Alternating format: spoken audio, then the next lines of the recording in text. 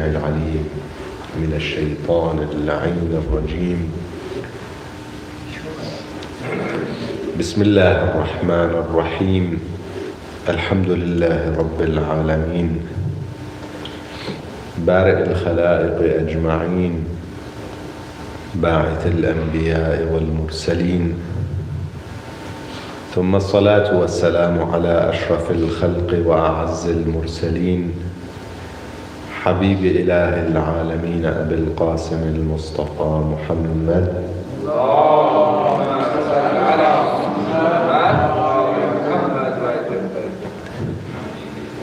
وعلى آل بيته الطيبين الطاهرين المعصومين المنتجبين، سيما بقية الله روحي وأرواح العالمين له الفداء.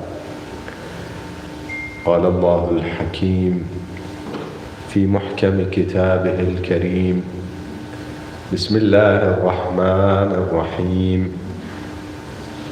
إذ قال يوسف لأبيه يا أبت إني رأيت 11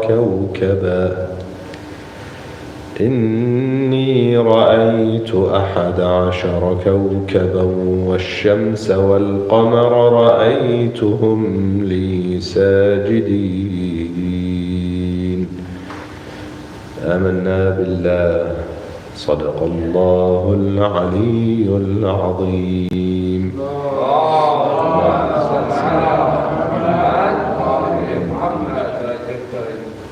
عظم الله أجورنا وأجوركم بمصابنا بالإمام موسى بن جعفر باب الحوائج الكاظم عليه السلام.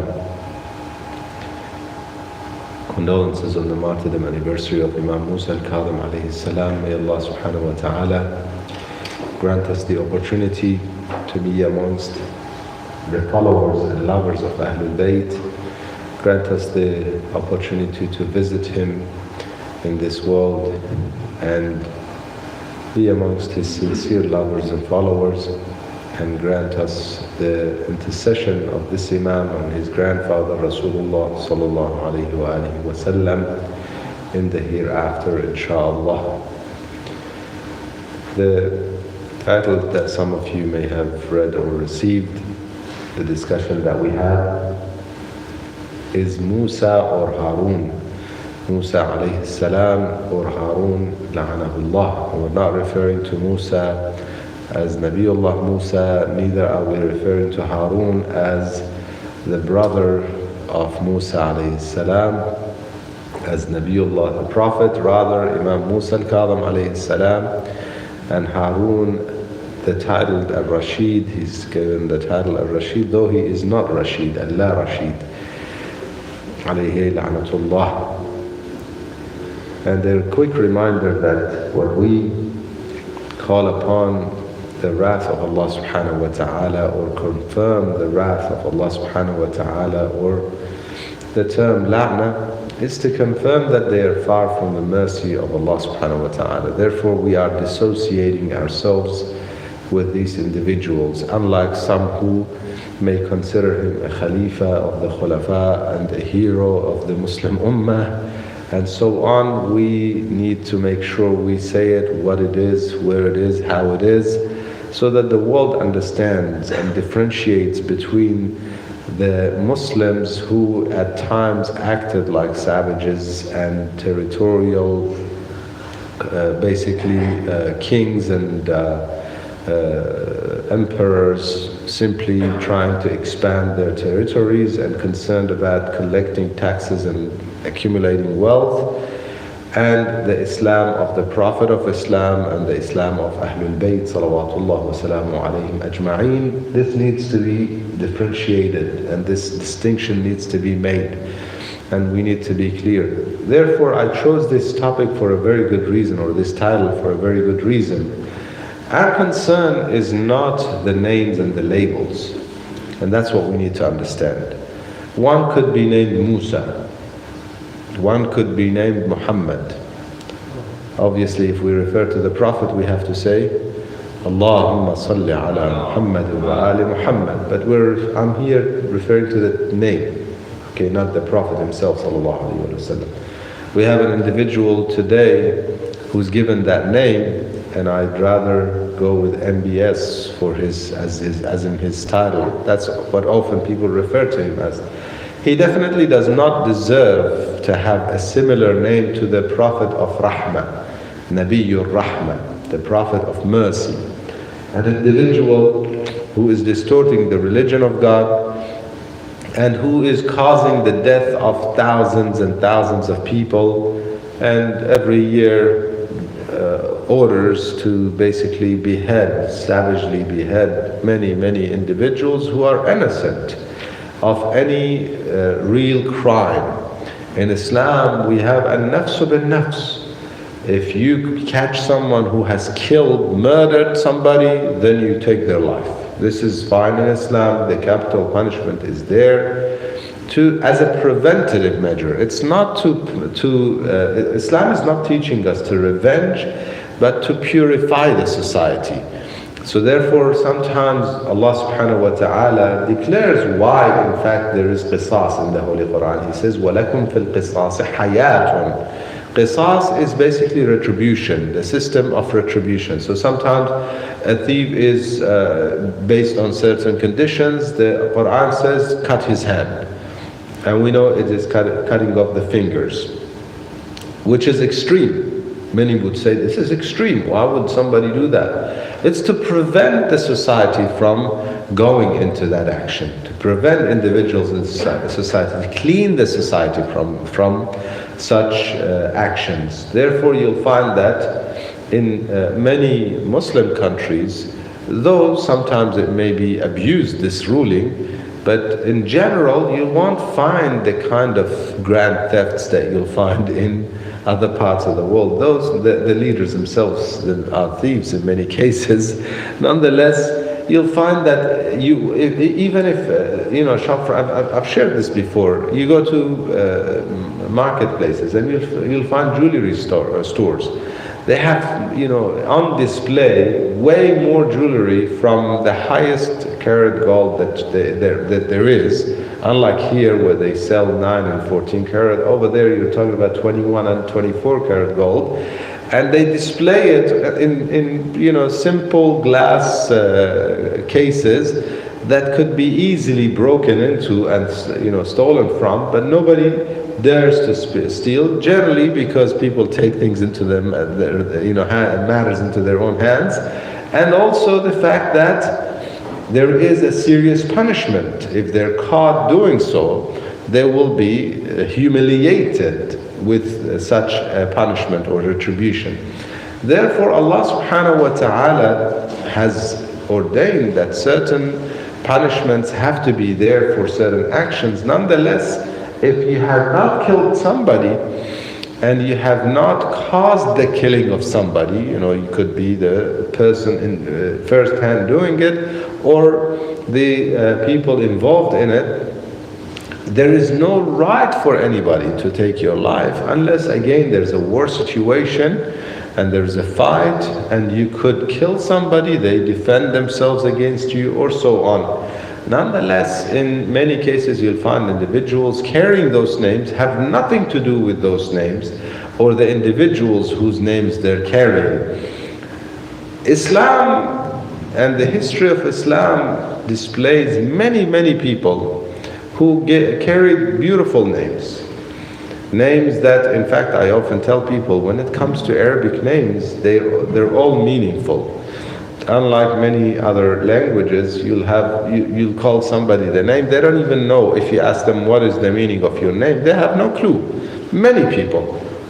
It is, some of them may research it and yes, my name is coming from this Latin or this other Indian language or whatever it is, and it means so and so. This is rare in case. In fact, the reality is most of the time they have no clue what it is. In Islam, Islamic names have meanings.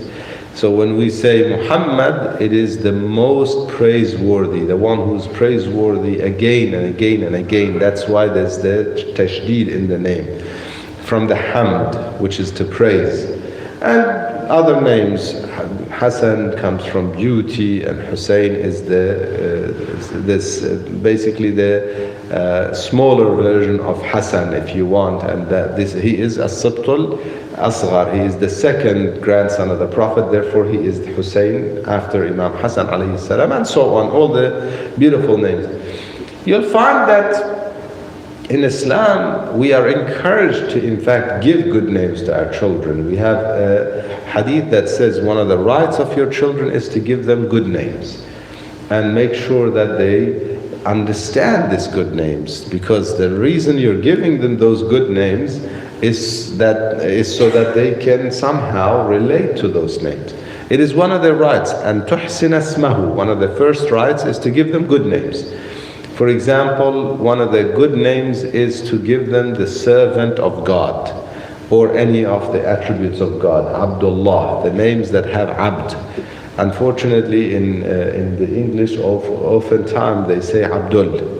And Abdul is a funny one because it's not Abd itself, and it's not Abdullah either, or Abdul Jabbar, or any of the other names of God. Rather, it's a cut-off name, if you want. But anyhow, we'll just leave that for the people to decide for themselves what they want to be called, or the short nicknames they want for themselves. Nonetheless, we are encouraged to give those names and to give those titles. And one of the things that you'll find in the time of Bani al-Abbas is that they used these strategies and the teachings of Islam to portray themselves as some of the best individuals who lived on earth at the time. You'll find that one of the famous ones, if you look at their names and their titles, all of them, unlike Bani Umayyah, especially the first ones, you'll find the worst names ever. Whether it be Muawiyah, who was named in Jahiliyyah, or Yazid, la'natullah alayhima, who was also named based on a Jahili concept, not necessarily the Islamic era. Nonetheless, when you look at the Bani Abbas, they deceived the Muslim Ummah from the beginning that they are coming, in fact, to revenge for Ahlul Bayt. That is their style. That is the way they introduced themselves, was that we have come to give the right of the family of the Prophet back to them. So this was their strategy. That's how they came in. You'll find that it was not simply when they actually did what they did, it was planned for way ahead. If you study the history of how they came about and how they took over the Khilafah from Bani Umayyah, you'll find amazing stories and how they were preparing for it from early on.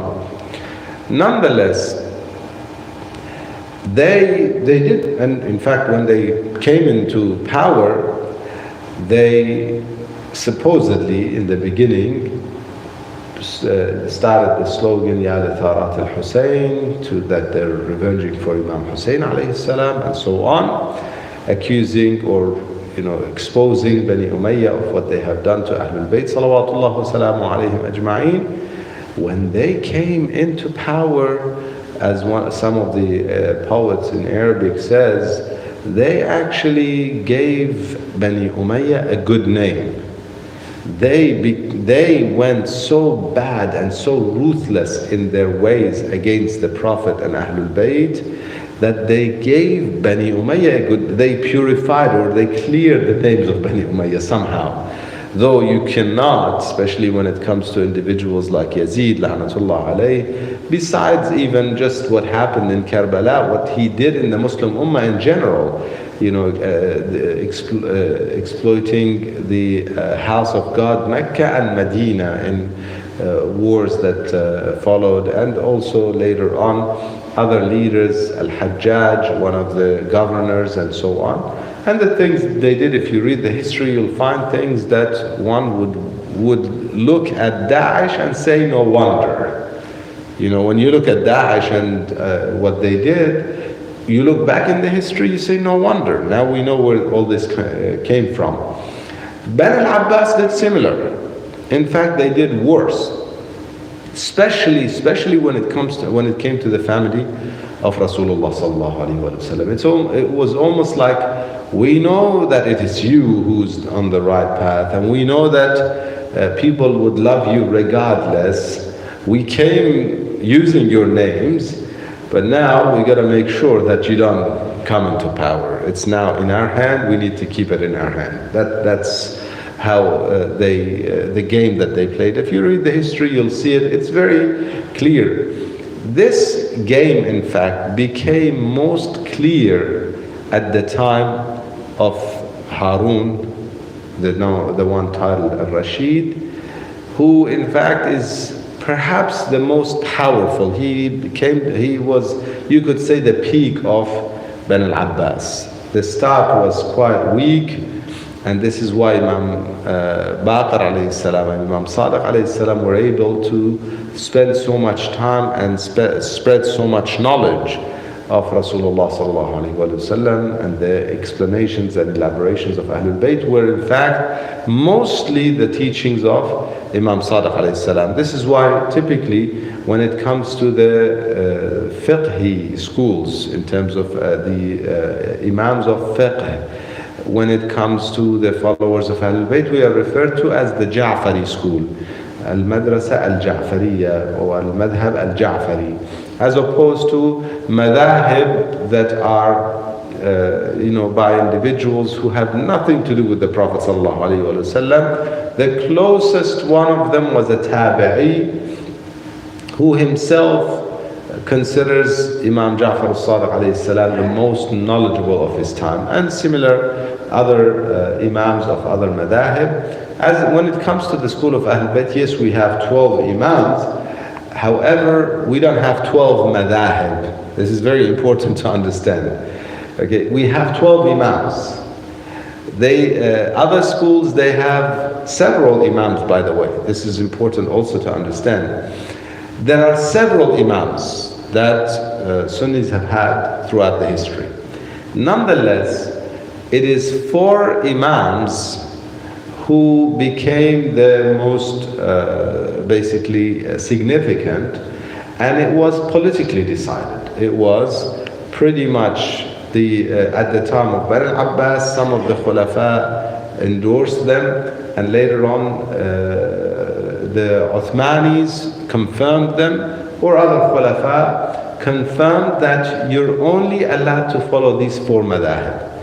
Any other madhab, and they had judges based on those 4 madahib, you had to follow those 4 madahib. Anything else was not accepted, and anyone else was not allowed. I mean, you were not allowed to follow any other madhab. Therefore, they would, in fact, some of the khulafa, so kings if you want at the time, oppressors, dictators of their time, said if you are if you're caught following any other madhab, you would be lashed. It's a punishment. It's a punishable crime, basically, that you follow any other madhab. These are the madhab. They had judges of these madhab, and that's it. You go to Hajj based on that, you do your salat based on that, and nothing else is accepted. Now why? This is another story, another time, inshallah. Nonetheless, when it comes to the school of Ahlul Bayt, we have imams of Ahlul Bayt are 12, but we have one madhab, and that is madhab Ahlul Bayt. Often referred to in terms of jurisprudence fiqh as madhab al-Imam Ja'far al-Sadiq alayhi salam, because he was the one who shared the most. Otherwise, all of the imams elaborated, explained, answered questions. None of them contradicted. This is actually one of the proofs of the truthfulness of the imams of Ahlul Bayt salawatullah wa salamu alayhim ajma'een. They went over a span of around 200 years, 2 centuries, okay? Generation after generation. The imams of Ahlul Bayt salawatullah wa salamu alayhim ajma'een had one madhab throughout, and their madhab, they declared, is the madhab of Rasulullah sallallahu alayhi wa sallam. Their teachings are the teachings of Rasulullah sallallahu alayhi wa sallam. Nothing changed, no contradiction between them, one school and only one school. This is when it came to the Imam Sadiq alayhi salam. After him, his son, Imam Musa Kadhim alayhi salam. This is the time where Bani al-Abbas were the strongest. Haroon would say to the clouds, go wherever you may, your tax will come to me. Because, when it rains, you'll have fruits and, vegetation and so on. And therefore there will be produce, therefore there will be taxes. And he says, go wherever you may, as your tax will come to me. This is how vast. In fact, you could say, arguably, that it was the biggest country, or if you want, emperor, or the biggest rulership of all times that humanity has ever had. During that Bani al-Abbas, you could say, they had the largest span of rulership. Their reign of power went from the east to the west, including parts of Europe that were in fact civilized and there were cities. The rest of it was pretty much tribes fighting each other and savages, if you want. They went from some of the European cities all the way to today's India and the borders of China and so on. Perhaps China was just too much for them to handle.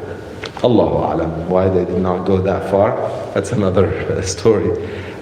The fact of the matter is, they were the strongest. And therefore, the king at that time was the most powerful individual on earth. Arguably the most powerful individual, Haroon. Very powerful. On the other hand, you have the Imam from the children of Ahlul Bayt, who is in fact the target of Haroon, the number one target of Haroon, because he saw the Imam as his competition. The only one who has the right to in fact challenge his authority Islamically, because they ruled in the name of Islam. The only one who could challenge their authority was Imam Musa Kadhim alayhi salam, and he knew that. Very famous incident that narrators and historians narrate. It was when Imam Musa Kadhim alayhi salam came during Hajj season, came to the gathering where Haroon was. One of the servants comes and seeks permission. He says, and they called him Amir al-Mu'mineen, Ya Amir al-Mu'mineen, somebody is here to see you, and he is very charismatic person. That the person was in fact taken to the point that he was kind of shivering. So he said, who is it? So he said, he introduced himself as Musa ibn Ja'far ibn Muhammad ibn Ali ibn al-Husayn ibn Ali ibn Abi Talib alayhi salam. Allahumma salli ala Muhammad ibn Ali. So then Haroon, according to the narrator, who is Ma'mun, his son, the one who's narrating it is Ma'mun, his son, he says that he kind of got so worried. So he ordered all these people around him, all of the ministers and army generals and so on, ordered them to be at their best behavior. He says, if you're not eloquent and there's no reason for you to talk, do not talk. When this man walks in, you respect. He himself got up and he went and held the reins of the horse of the Imam, or basically the animal that the Imam was riding, the battle mule if you want, and walked through the court and so on until he got close to the gathering where people are, where nobody would be riding. He was walking, the Imam is still riding, and then when he disembarked, the Imam came, he asked him to sit where he was seated, and he sat humbly in front of him, acted in a way that Ma'mun was shocked, and then treated him so well, spoke so well to him and so on. Eventually, when the Imam left, Ma'mun says he told me and my brother Amin to go and farewell him and make sure that we help him ride, get on his ride and so on. We were shocked. He says, Ma'mun says, I was the most daring amongst the children of my father. Therefore I said to him, why did you do that? Who was this man? He says, this is the family, and these are the people who have the right of the imamah of this ummah. He told him. So he says to him, so why don't you surrender the khilafah to them, the imamah? You're the leader of the ummah. You're the king of all kings. Why don't you give it to him? He says to him, wayhak. Wayhak is a very interesting term that I cannot really translate unless I use some, if I want to bring something close to it, it would be, a harsh word in English, so I won't use it from the member. But it is almost to say, like, wake up to yourself, what is wrong with you? And then he says to him, if صاحب هذا القبر, there are two versions of the story. One is if you, and one is if the owner of this grave, and he pointed to the grave of the Prophet ﷺ. He says, if he was to fight me over what I am and where I am, my position, I would take what holds his eyes. In other words, no matter who it is. One says his son said, if you were to fight me over it. One says, if the Prophet ﷺ was to fight me over it, if he comes and fights me over this position, unfortunately you see that in the world of politics all the time. He says, لَأَخَذْتُ الَّذِي بَيْنَ عَيْنَيْهِ, I would take his head, in other words. Kill, no doubts, no hesitation. And this is the lesson he taught Ma'mun until eventually Ma'mun orders the beheading of his own brother Amin over the Khilafah. Subhanallah. Good lesson he taught. He gave his children very good example and good lesson, it seems. Such individual, it is very sad, and this is where I call the Muslim Ummah and I call Mu'mineen and Mu'minat to share these things with the Muslim Ummah. Why do we still have to, after centuries, 12 centuries and more, after centuries of reading the history, why do we still have to condone the actions of and respect and admire individuals who were nothing other than dictators, oppressors, murderers, savages? Why do we still have to adhere to their version of Islam and their way of life and their way of, in fact, expanding their territory and so on, and still until today put aside the family of Rasulullah sallallahu alaihi wasallam, the most pious men, the most knowledgeable men, the most loving and sincere and kind and merciful men? Why? Isn't it the fact that Rasulullah sallallahu alaihi wasallam came as Nabiyyur Rahmah, the Prophet of Mercy? Do we still have to follow the labels? I chose those titles for a reason. It is not about names. We don't respect Imam Musa al-Kadhim alayhi salam because his name is Musa and his title is al-Kadhim alayhi salam. We don't respect Haroon, the brother of Musa alayhi salam, because his name is Haroon. This is another Haroon that we have no respect for because he was a dictator, a savage. He says, in fact, that it's narrated about him that when he used to order the killing of people, he used to ask for knives that are not sharp. You might think, well, this is a good thing. No, because he wanted to see the pain. He wanted to see them in pain. Isn't that what Some people, some may have watched what ISIS did at some point when they were beheading. Even to that degree they copied. That they're beheading somebody, but they don't use something that is sharp that could finish the person and put them at ease. They use something that puts so much pain and torture, psychological and mental and physical torture. This kind of individuals, cutting the hands of people. Al-Mutawakkil was known for cutting the hands of people who did ziyarah of Imam Hussein alayhi salam. Known fact. Go read the history.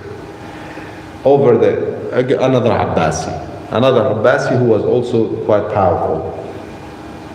And even when they were cutting their hands, similar. Sometimes they would use devices other than knives that are sharp, or swords and sharp knives, just to torture people, to cause so much pain to people.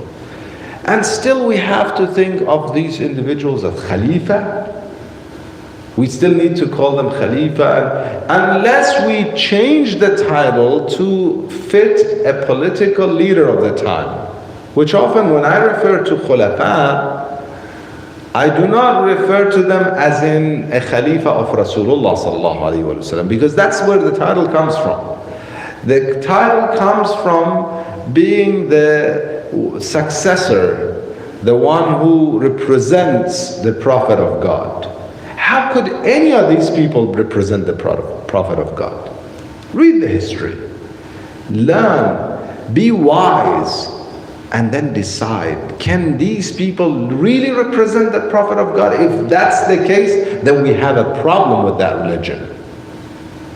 That kind of Islam, we have a big problem with.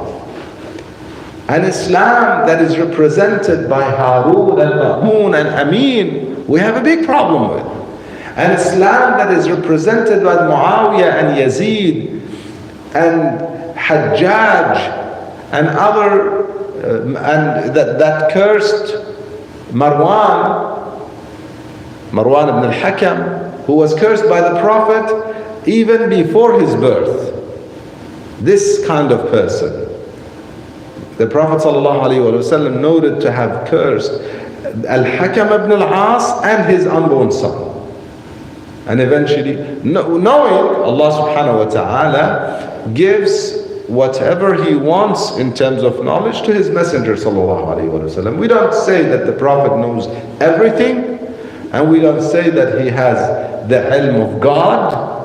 God gives him whatever He wants. Ilmul Ghaib, whether the Prophet or Ahlul Bayt or anyone for that matter, God gives them, inspires them, they know. God inspires, teaches in different ways. Musa, God reveals to her.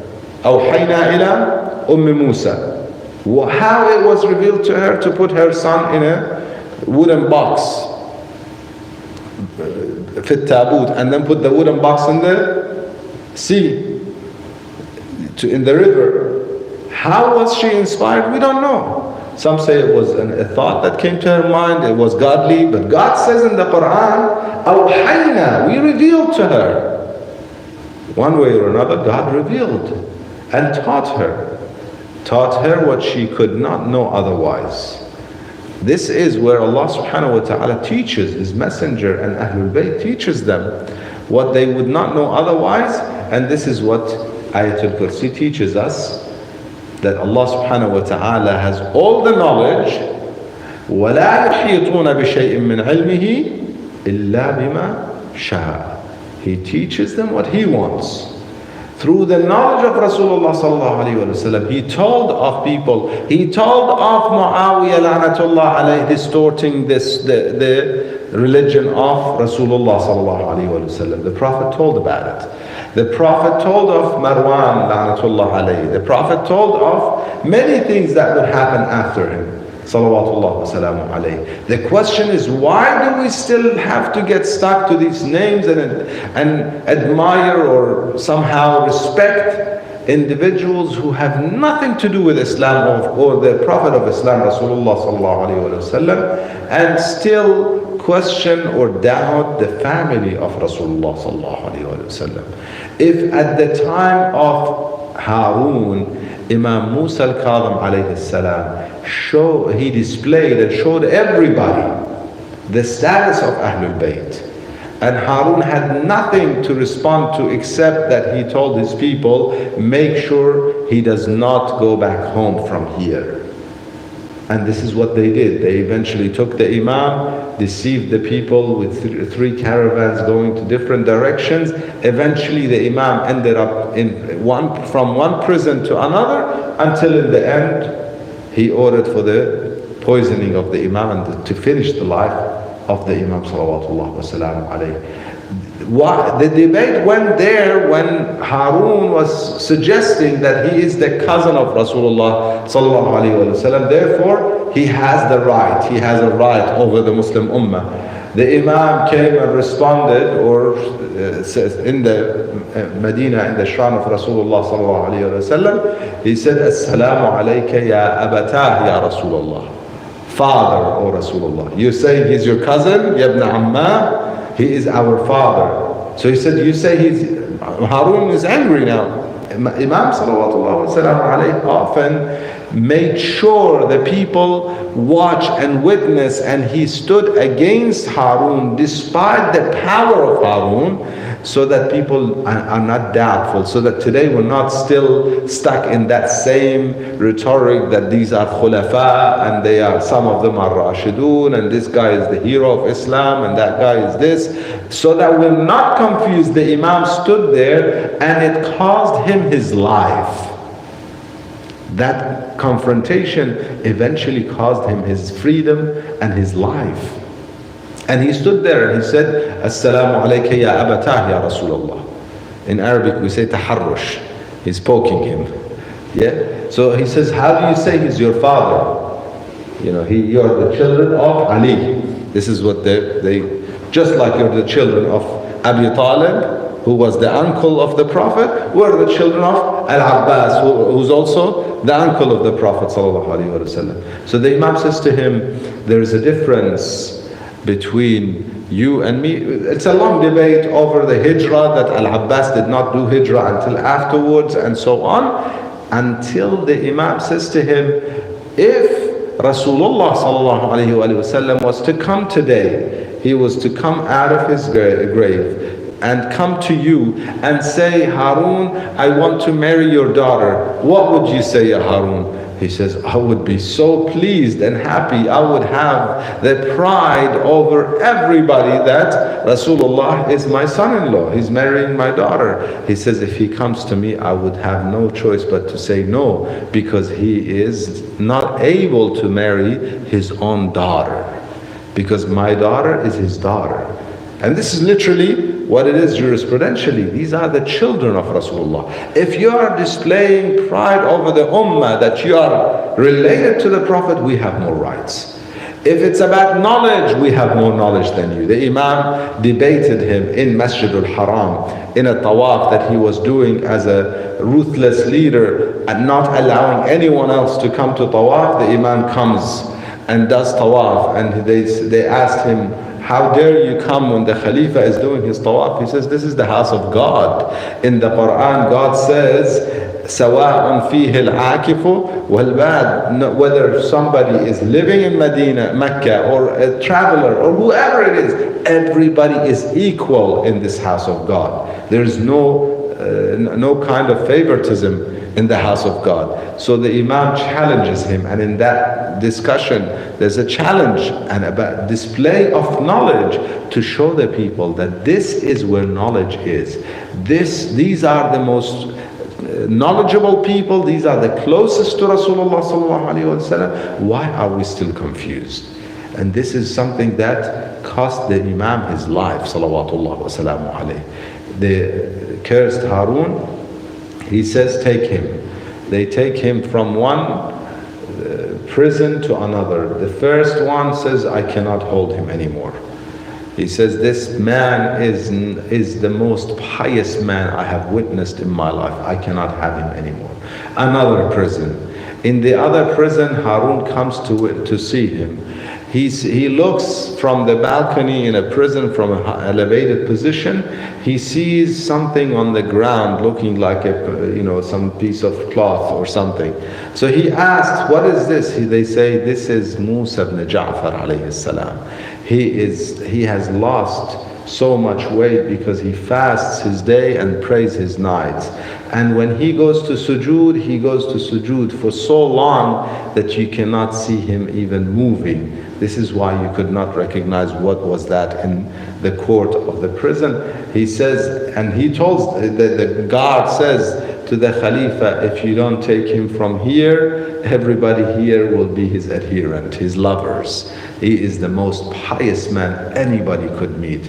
Therefore, he takes him to the prison of As-Sindi, rahmatullah alayh, an isolated prison under the ground. It is there today for some who can go and see and witness how ruthless these people were. He puts him in that prison. Even there, he could not have him for long. One of the narrators says, I went to visit the Imam salawatullah wa salamu alayhi. I bribed the guards and I eventually made it to the cell of the Imam salawatullah wa salamu alayhi. He says, I was with the Imam and I said to him, Mata al-Faraj, when is the relief? Sallallahu alayk ya Abul Hasan, ya Musa ibn Ja'far, ayyuha al-Kadhim, ya ibn Rasulillah, يا حجة الله على خلقه يا سيدنا ومولانا. Those with needs, ask Allah subhanahu wa ta'ala at this moment. Any needs you have, legitimate hajat, ask God. In the name of this Imam, the grandson of Rasulullah, Bab al-Hawa'ij, Musa ibn Ja'far. Ya Musa ibn Ja'far, ayyuha al-Kadhim, ya ibn Rasulillah, ya Hujjat Allah ala khalqih, يا سيدنا ومولانا. إنا توجهنا واستشفعنا وتوسلنا بك إلى الله وقدمناك بين يدي حاجاتنا يا وجيها عند الله اشفع لنا عند الله يا وجيها اشفع لنا عند الله. He says, Ya ibn Rasulullah, when is the relief? Your lovers, your followers want to see you.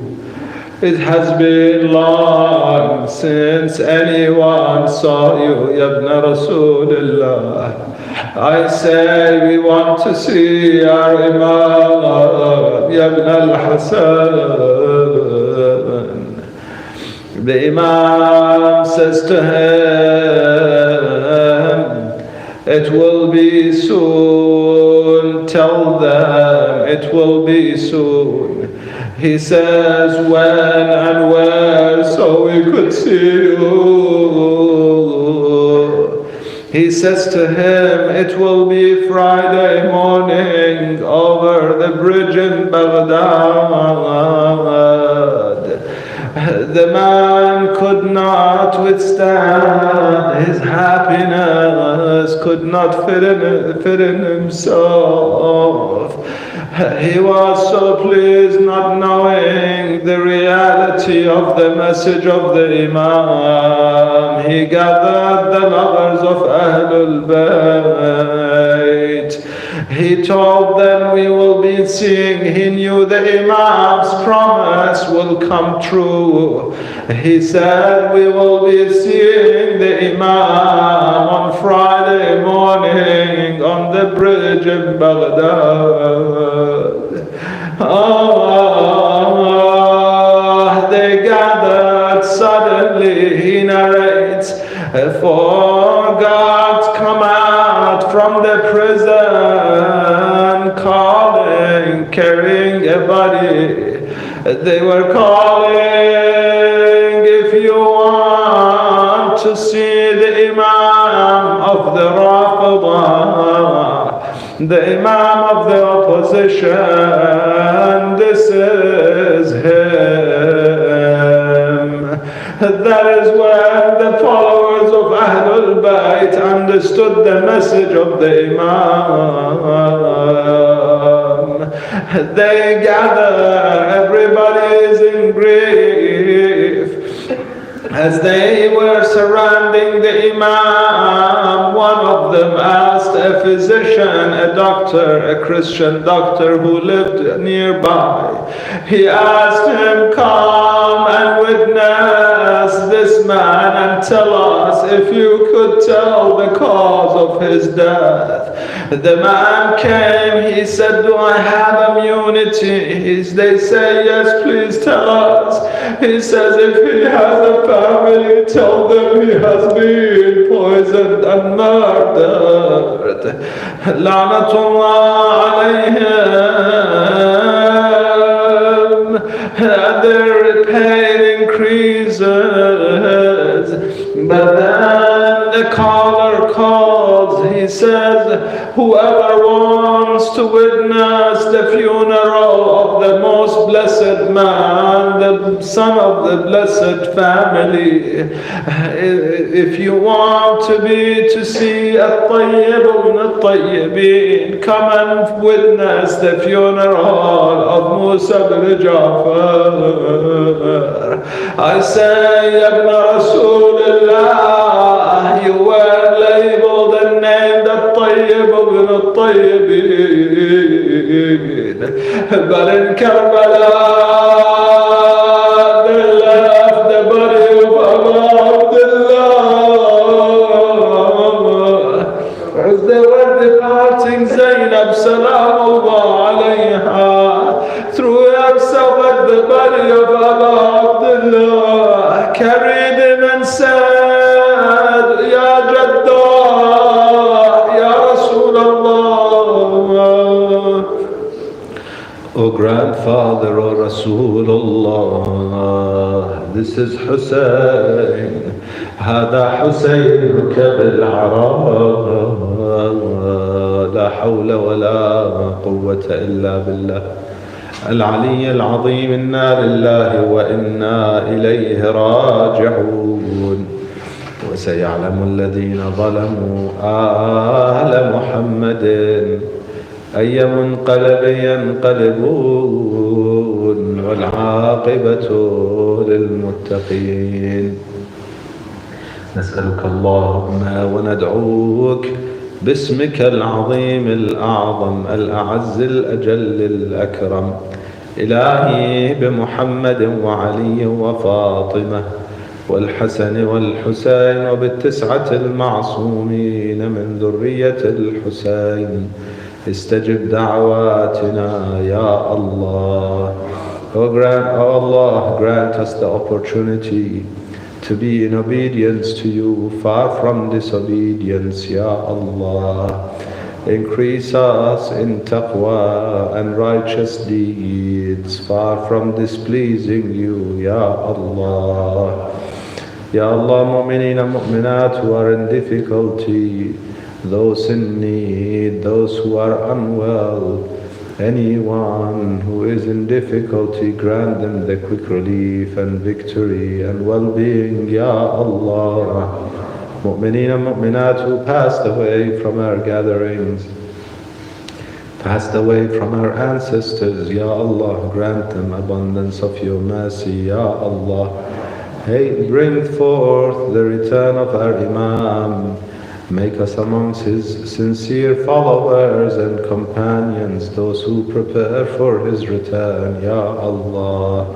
إلى أرواح المؤمنين والمؤمنات الشهداء والصالحين، إلى أرواح موتى الحاضرين، رحم الله من قرأ السورة المباركة الفاتحة تحفها صلوات.